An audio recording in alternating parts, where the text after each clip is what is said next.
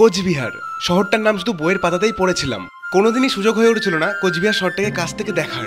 শুনেছিলাম ছোট্ট শহর আর খুব সুন্দরভাবে সাজানো গোছানো।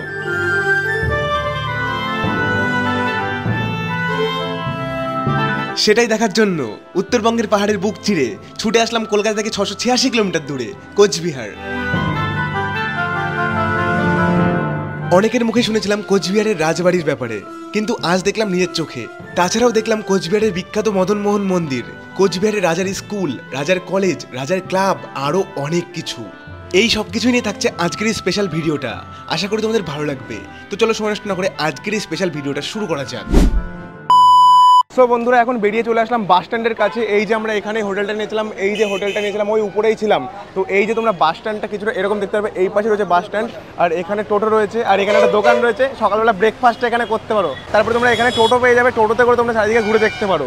আর যদি তোমরা চাও এখানে এসে হেঁটে হেঁটে সব কিছু তোমরা ঘুরে দেখতে পারো, কিন্তু আমি প্রেফার করবো টোটোতে করে যাবে। 100 থেকে 150 টাকা নেওয়া হবে। 100 থেকে 150 টাকার মধ্যে সব কিছু ঘুরে দেখাবে, তাই তো? 100 থেকে 150 টাকা নেবে, এখানে সব কিছু তোমাদের কোচবিহারে যা যা আছে ঘুরে দেখাবে। বাস স্ট্যান্ড থেকে টোটোতে উঠে পড়লাম, কিন্তু একটা জিনিস সাবধান, এই টোটোওয়ালা আমাদের সঙ্গে করেছে স্ক্যাম, যেন এই স্ক্যামটা তোমাদের সঙ্গে না হয়। তোমরা ভিডিওতে দেখেছো আমরা যখন টোটোতে উঠি তখন বললো 100 থেকে 150-র মধ্যে সব কিছু ঘুরিয়ে দেখাবে, কিন্তু ঘুরে আসার পরে আমাদের কাছ থেকে নিয়ে নিল 250 টাকা। টোটোওয়ালা বলছে আমি অনেক কিছু এক্সট্রা দেখিয়েছি, তাই আমাকে 250 টাকা দিতে হবে। কথাটা 250 টাকার না, 250 টাকাও আমরা পে করে দিতাম, কিন্তু তুমি কেন বললে 100 থেকে 150-র মধ্যে সবকিছু ঘুরিয়ে দেখাবে? যাই হোক, এই স্ক্যামটা থেকে সাবধানে থেকো। সর্বপ্রথম আমরা ঘুরতে ঘুরতে দেখতে চলে আসলাম মদন মোহন মন্দির, কিন্তু গেটটা এখন বন্ধ হয়ে রয়েছে। দাদা, গেটটা কখন খুলবে জানো? 8:30-টার মধ্যে গেটটা খুলে দেবে। এই তো আর বেশি সময় নেই, আর মাত্র 5 মিনিট পরে হয়তো গেটটা খুলে দেবে। এই পাশে তোমরা দেখতে পারবে মদন মোহন মন্দিরটা রয়েছে, গেটটা কিন্তু আটকানো। আর এই পাশে সামনে একটা ঝিল মতো রয়েছে। দাদা, এই ঝিলটার নাম কি? মদনবাড়ির দিঘি, বৈরাগী দিঘি, তাই তো? চলো যাই হোক, বৈরাগী দিঘিটা তোমাদের একটু দেখাই। মন্দিরটা তো এখন আপাতত বন্ধ রয়েছে, মন্দিরটা এক্ষুনি খুলে যাবে, ততক্ষণ তোমাদের এই সামনের দিঘি মতো রয়েছে এটা তোমাদের দেখাই। এই যে এই পাশে এটা হচ্ছে বৈরাগী দিঘি। কত মাছ দেখো, দেখো সব পালাচ্ছে। আর বিশেষ করে আজকের আকাশটা দেখো কতটা সুন্দর লাগছে, এই মেঘগুলো দেখতে যা লাগছে না। আর এই পাশে তোমরা দিঘিটা দেখতে পারবে, আর দিঘির এই সামনে তোমরা দেখতে পারবে এই মন্দিরটা রয়েছে। সো বন্ধুরা, কথা হচ্ছে এই মন্দিরটা শুনে জানতে পারলাম একটু পরেই ওপেন করবে, তা ভাবলাম আগে একটা জায়গা ঘুরে আসি। এই পাশে একটা খাসির ঘাট বলে একটা জায়গা আছে, ওইখানে সুন্দর একটা ব্রিজ আছে নদীর উপরে, মানে খুব সুন্দর। আমি ম্যাপে দেখেছি, মানে এত সুন্দর দেখে আমার মনে বলেছে ওখানে যাই ঘুরে আসি। তো কথা হচ্ছে চলো আগে ওই ঘাটটা দেখে আসি, তারপরে আবার এই মন্দিরে আসবো, মন্দিরের ডিটেলস সময় সব কিছু দেখাবো এবং বলবো। সঠিক টাইমে মন্দিরটা ওপেন না হওয়াতে আমরা উঠে পড়লাম টোটোতে, আর দাদাকে বললাম আশেপাশে কি আছে ঘুরে দেখানোর মতো। বললো রাজার স্কুল আছে এই পাশেই। এই পাশেই ছিল মদন মোহন মন্দির, আর এই পাশে ঘুরতে ঘুরতে আসলাম। দাদা বললো এইটা হচ্ছে একটা স্কুল, যেই স্কুলে আর কি রাজা পড়াশোনা করতেন।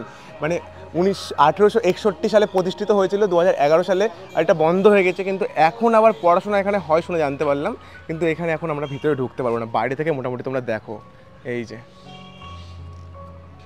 স্কুল দেখেই আবার উঠে পড়লাম টোটোতে উঠে কিছুটা পর যেতে আমাদের চোখে পড়ে গেল রাজার কলেজ। আর এটা রাজার কলেজ, ওই পেছনে ছিল রাজার স্কুল, আর এটা কিন্তু বন্ধুরা রাজার কলেজ তোমরা দেখতে পারবে। আমি অনেক ভিডিও দেখেছি, কিন্তু কোনো ভিডিওতেই আমি এত কিছু ডিটেলস দেখিনি, তোমাদের সব কিছু ডিটেলসে দেখাচ্ছি। আর কথা হচ্ছে বন্ধুরা, এর মধ্যে কিন্তু আমরা এখন যেতে পারবো না, তো কি করা যাবে, চলো এবার নেক্সট যেই প্লেসটা আছে সেটা আমরা দেখে আসি। সত্যি কথা বলতে বন্ধুরা, আমি ভেবেছিলাম এখানে রাজবাড়ি, মদন মোহন মন্দির, আর ওই ঘাট, আর হচ্ছে সাগরদিঘি পার্ক, যেটা সাগরদিঘি যেটা আছে ওটা ঘুরে দেখাবো। কিন্তু এই দাদা যে আমাদের এত কিছু ঘুরে দেখাবে ভাবতে পারিনি। দাদা অনেক অনেক ধন্যবাদ। মানে তুমি রাজার স্কুল দেখালে, রাজার কলেজ দেখালে, তারপরে তুমি দেখতে নিয়ে আসলে রাজার ক্লাব। দেখো বন্ধুরা, রাজার ক্লাব তোমরা কিছুটা এরকম দেখতে পাবে, পুরো একই আদলে সব কিছু তৈরি কিন্তু।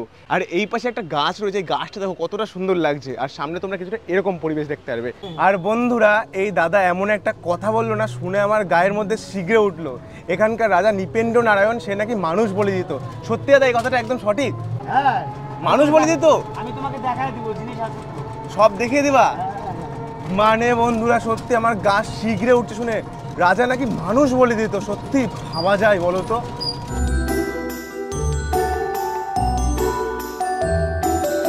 বন্ধুরা, এবার আমরা দেখতে চলে আসলাম তোরসা নদী। এখানে তোরসা নদীর এখানে একটা ব্রিজ রয়েছে, আর চারদিকের পরিবেশটা দেখো কতটা সুন্দর। পেছনে টোটোটা রয়েছে, আর এখানে রাস্তার উপর উঠে আসার পরে এই পাশে সামনে রয়েছে নদীটা। এই ব্রিজটা আমি দেখেছিলাম গুগল ম্যাপে, এটার পুরোটা নেই। ও ভাই, পুরো ভেঙে চলে গিয়েছে। বন্ধুরা, এই আমরা দেখতে চলে আসলাম তোরসা নদী। এই পাশে রয়েছে তোরসা নদী, আর জায়গাটা দেখো কতটা সুন্দর, বিশেষ করে আকাশটা। আর এই যে ব্রিজটা দেখতে পাচ্ছ না, এই ব্রিজটা কিন্তু ওই পুরো নদীর ওই পার পর্যন্ত ছিল। আর এই নদীর যা স্রোতে সব ভেঙে গিয়েছে, কিন্তু গুগল ম্যাপে দেখাচ্ছে এই ব্রিজটা এখনো আছে। আমি গুগল ম্যাপে ট্যাপ করলাম, দেখছি ব্রিজটা আছে, কিন্তু দেখতে আসার পরে দেখছি এই ব্রিজটা নেই, পুরো ভেঙে চলে গিয়েছে।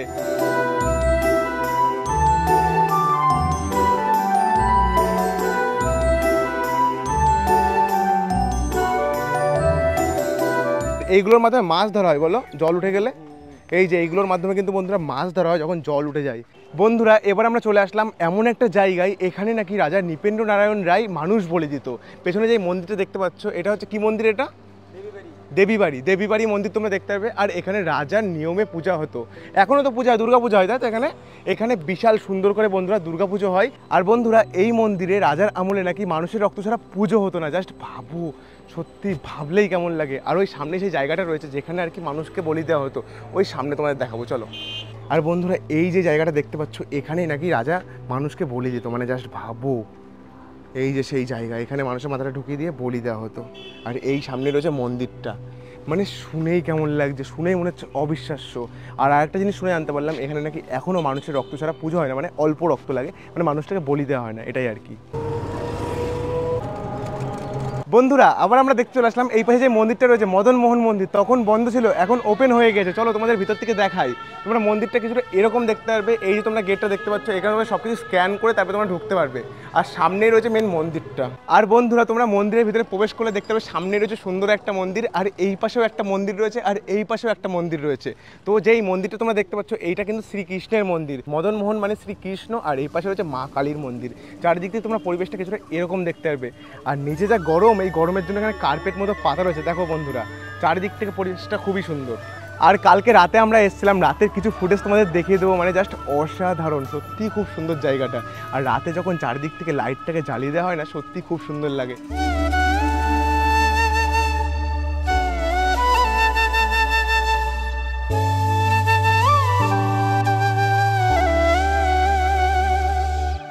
আর এই মন্দিরটা বানিয়েছিল রাজা নৃপেন্দ্র নারায়ণ রায় 1885 সালে, আমি যতদূর দেখে জানতে পারলাম। তো চলো সব কিছু তোমাদের ঘুরে দেখলাম, এবার আমরা দেখতে যাবো এখানকার কোচবিহারের বিখ্যাত সেই রাজবাড়ি, চলো। আর তোমরা যদি মনে করো এখানে এই মন্দিরে পুজো দেবে, সামনে তোমরা দেখতে পারো দোকান রয়েছে, এখানে তোমরা ফুলের ডালা নিয়ে গিয়ে এখানে পুজো করতে পারো।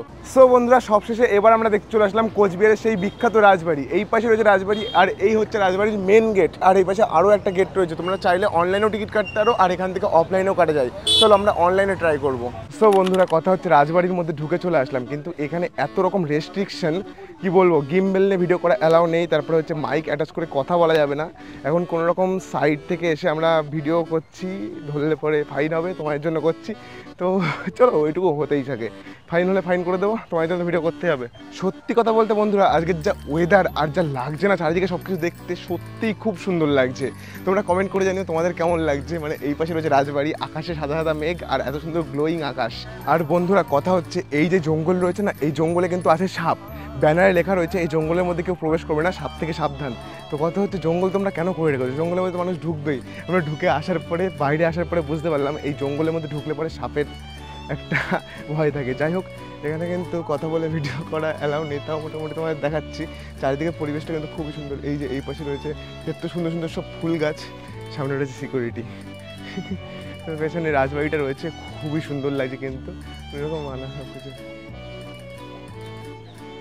কোন দিক থেকে কে চিল্লাচ্ছে, ভয় ভয়ও লাগছে।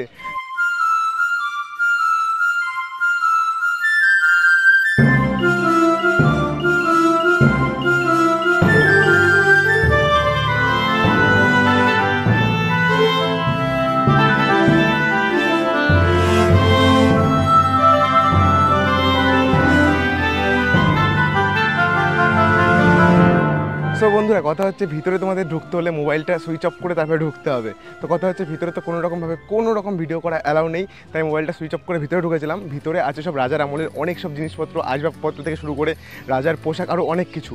তো ভিতরে তোমরা ঢুকে অনেক কিছু দেখো। কথা হচ্ছে তোমাদের দেখাতে পারলাম না, ওটা দেখতে হলে তোমাদের এখানে আসতে হবে, তারপরে তোমরা দেখতে পারবে। আর পেছনে রাজবাড়িটা দেখো কতটা সুন্দর লাগছে।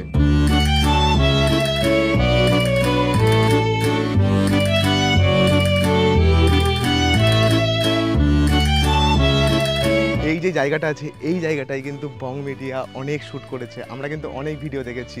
আর কথা হচ্ছে এখানে কোনো রকম মানে প্রপারলি ভিডিও শ্যুট করা অ্যালাউ নেই। রাকেশ দাকে ওই দূরে দাঁড় করে রেখে এসেছি, আমি একটু দূরে চলে আসলাম। এই যে আমি দেখতে পাচ্ছি, আশা করি এই যে অনেক দূরে আছি। আর এত সুন্দর কোয়ালিটিতে এত সুন্দর জায়গার ভিডিও আশা করি কেউ ছাড়েনি ইউটিউবে। এর জন্য একটা লাইক করে চ্যানেলটাকে সাবস্ক্রাইব করো আরও এরকম ভিডিও দেখার জন্য। তোমরা এখানে কি একটা ভাষায় কথা বলছিল, ওটা কী ভাষায় একটু বলো তো কথা, মানে যেভাবে কথা বলছো নর্মালি। কেমন আছো ওইটাতে কীভাবে বলো তোমরা? কেমন আছিত? আছিত। আর তোমাদের বাড়ি কোথায়, এটা কি বলে? আমার বাড়ি হচ্ছে রাঙ্গাইল বাড়ি না। আমি কিছু বুঝতে পারছি না। আমি বলতেছি আমার বাড়ি রাঙ্গাইল বাড়ি না এটা। ও মানে ওই জায়গাটার নাম, তাই তো? মানে অনেকটা বাংলার মতোই শুনতে, তাই তো?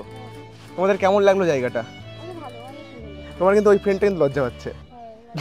হ্যাঁ, এখানে চারিদিকে এত জঙ্গল, জঙ্গল কেন? তো সাপের ভয়ে মানুষ ঢুকতে মানা, এখানে চারিদিকে সাপ আছে ঢুকতে মানা করছে, তার এত জঙ্গল কেন করে রেখেছো তোমাদের? এটাই হচ্ছে কোশ্চেন, মানে এত জঙ্গল আর চারিদিকে সাপ আছে, বলছে এর মধ্যে ঢুকতে মানা করছে। মানুষ তো এর মধ্যে ঢুকবেই, কোথায় ব্যানার খুঁজবে বলো? যাই হোক, কিছু বলার নেই। এবার আমরা এই মানে ঝিলটার সাইড দিয়ে যাচ্ছি, এই পাশে সুন্দর একটা রাস্তা করা রয়েছে, আর এই গাছগুলো দেখতে কিন্তু অনেকটা সুন্দর লাগছে। তো তোমরা চাইলে এখানে এসে অনেক সুন্দর সুন্দর ফটো তুলতে পারো, আশা করি ভালো লাগবে। কি বস, ভালো তো? বাংলা বোঝো তো? কোথার থেকে এসছো? সাজের পাড়াটা কোথায়? মানে মেন জলপাইগুড়ি, আলিপুরদুয়ার, এমন ডিস্ট্রিক্ট বড়? কোন ডিস্ট্রিক্ট? কোচবিহার ডিস্ট্রিক্টেই। তো তোমরা তো বং মিডিয়া সিনেমাপের সব ফ্যান হবে আশা করি।